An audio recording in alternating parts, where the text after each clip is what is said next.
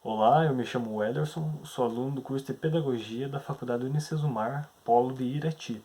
Hoje apresento para vocês o plano de aula da disciplina de Estágio Supervisionado 2. Então, como que iniciaria a aula com relação a essa temática que será utilizada no plano de aula? Inicialmente, a recepção dos alunos se daria através da utilização de uma fantasia de personagem de história.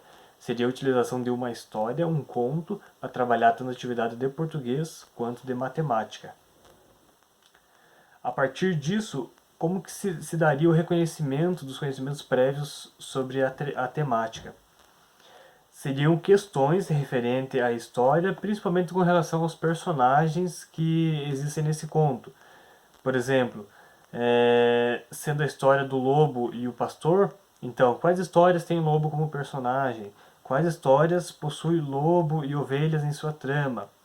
O que eles pensam com relação à mentira, pois é um dos acontecimentos que marca a história e esse conto. Como devemos nos portar com relação à mentira, entre outros questionamentos. Essa literatura, esse conto infantil, seria então o lobo e o menino, que é o pastor que participa dessa história. Deixa eu apresentar para vocês aqui, utilizando o notebook. Essa é a história que a gente optou por realizar esse trabalho. Em seguida, quais as atividades que nós desenvolvemos com a utilização desse conto? Atividade de português, iniciando. Aqui nós temos tanto um separe em sílaba quanto um classifique.